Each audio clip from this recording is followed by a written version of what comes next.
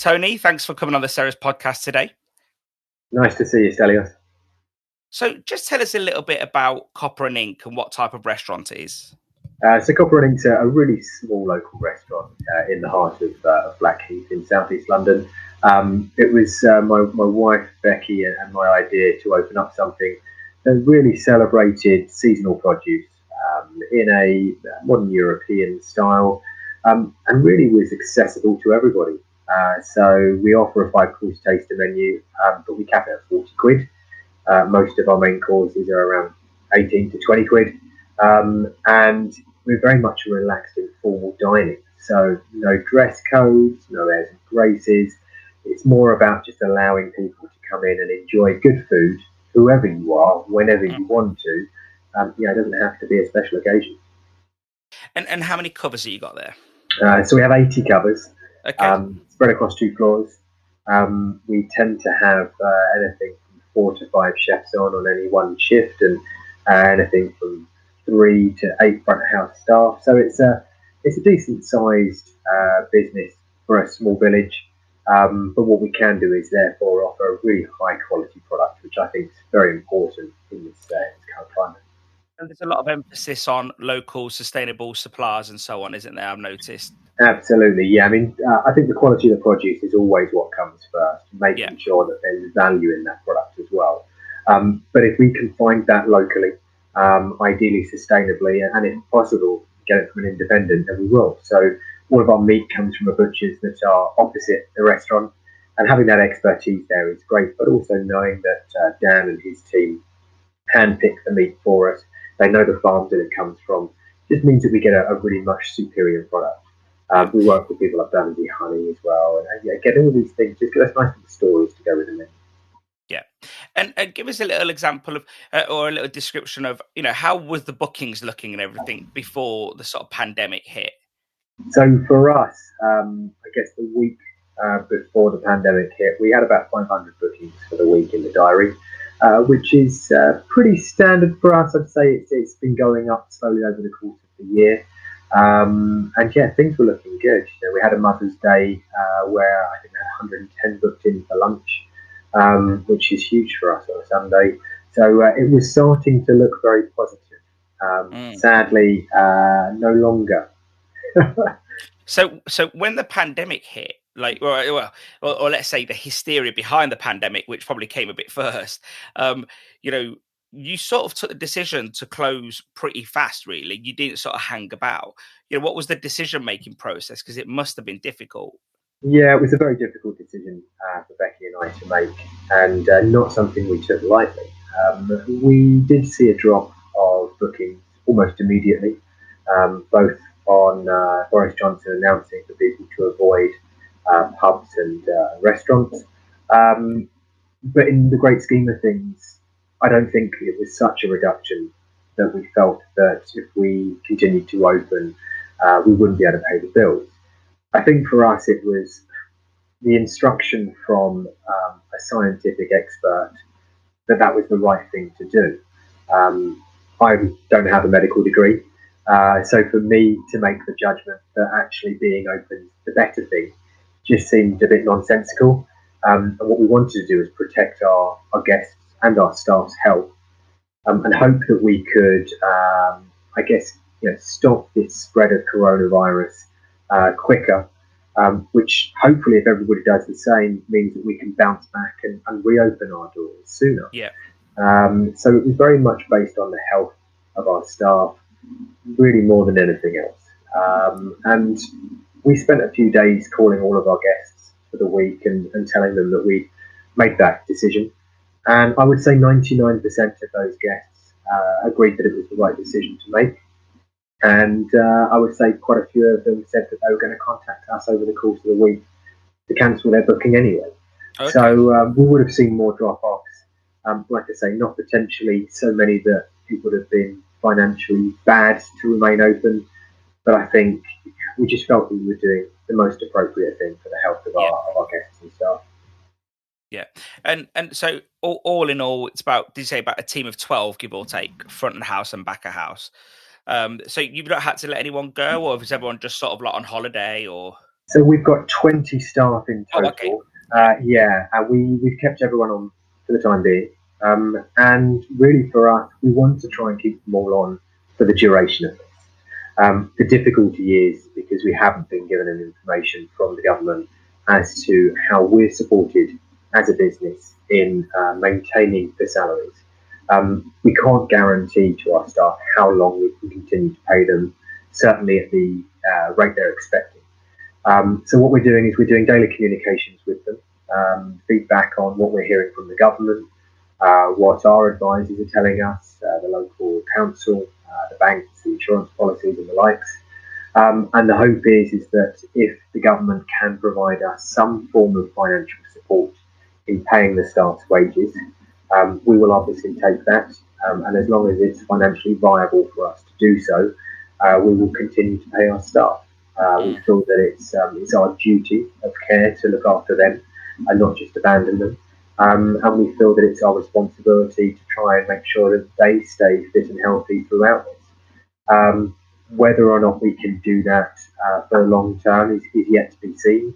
But we really hope that if this is a 3 or 6 month staycation, so to speak, that during that time we can continue to support them. And whether that means we have to restart the business in another capacity, or whether we can do that allowing all of the staff to stay home, is yet to be seen. Yeah. So do you envisage like other options, like, I don't know, takeaway option, or, you know, have you thought of all these options, I suppose? We have, yeah. I mean, we are still reviewing all our options. I think for us, what we don't want to do is jump into a decision of offering takeaways immediately. I think for twofold. First of all, we need to make sure it's the right decision for our diners. It may be that they choose not to take us up on it, and really our menu as it stands at the moment isn't appropriate to take away. So we would have to devise a new menu that is more appropriate. Secondly, it's the health of our staff in doing so. Are we putting our staff at risk by asking a relatively small team to come into the kitchen and deliver a menu, and then some of our frontline staff actually then, you know, having to mix with the public or with a delivery driver to make sure that that food gets out there. And then I guess the third thing is we still don't know what the government's going to do for us. Yeah. And if they can't guarantee we can pay our wages, I'm not going to ask any of my staff members to come in and work more hours, unsure yet whether they'll get paid for that. And there's also a good chance that any time now we might get put on lockdown and takeaways won't even be available. So really right now we've looked into that. We took the decision not to allow vouchers to be sold. I know a lot of restaurants are. I think that the difficult thing for us is we don't know if or when we will be able to reopen it. We really hope we can, but there's never a guarantee that we will. And what I wouldn't feel right in doing is taking our guests' money in the form of a voucher that they may never be able to redeem. I just feel like that wouldn't be fair. So what we've said is to all of our guests, save your money right now. If we can reopen, which we will desperately try to do, come in and support us then. And if at that time you want to buy a voucher for a later date, buy a voucher then, because we can guarantee you'll be able to spend it.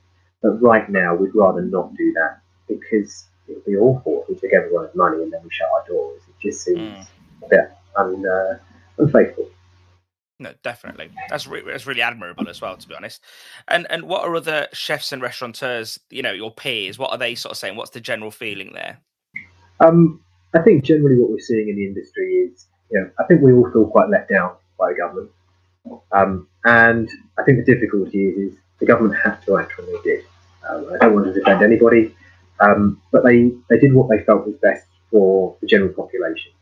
By not making a statement that people have to close their restaurants, put everyone in a very difficult decision. And without all of the information, as to how restaurants will be supported with grants or loans or financial support for their staff, that decision was even harder. But I think generally what restaurateurs and chefs are finding is new innovative ways to survive and to make money, and just the knowledge that we're not the only ones in it. Everybody's in this together. It's not the fault of an individual restaurateur or chef. It's not that our menu's been rubbish this month, or that the guys on the floor are doing poor service. There's a pandemic, and we're all going through it together. So, is there hope out there? Yes. Is there a lot of hope? I don't think so. I think there's a lot of worry, a lot of fear, and I really hope that over the next few days, when we find out a bit more, that fear starts to go away. But what I am starting to see, slowly but surely, is people coming together and really supporting one another. Restaurants supporting their suppliers, the public supporting the restaurants, and more restaurants who are backing their staff first, without the guarantee or the knowledge of that they'll be able to do that in the long term, but not willing just to give up on them and actually support them as long as they can. Yeah. Do you think that we're going to see like a reshaping of the whole hospitality industry? Yeah, absolutely. I think there'll be a reshaping of the whole world, really, not just the hospitality industry. One of the things that I've noticed is that the hospitality industry, because predominantly the government said to stay away, has been supported by the government in the form of rates being dropped, business rates being stopped for an entire year, government grants, government-backed loans, and potentially an employment support package due in the next few days. What that hasn't extended to date is some of our suppliers. And those companies will go out of business if they're not supported. So I think it's not just the hospitality industry. I think it's the suppliers, the producers. I think the education and healthcare industry. Every industry is being affected by this. I think what it will do is it will make everybody take stock of what they do as a business, and hopefully if they choose to come back, they'll come back stronger, and with a very loyal support of their staff and the public around them, which is great. And I see that on Twitter, you've sort of took it upon yourself to sort of try and rally your followers, let's say, to buy local, and keep the money, not just so much local, but just to really keep small producers moving along. Absolutely. Is that having some traction, do you think?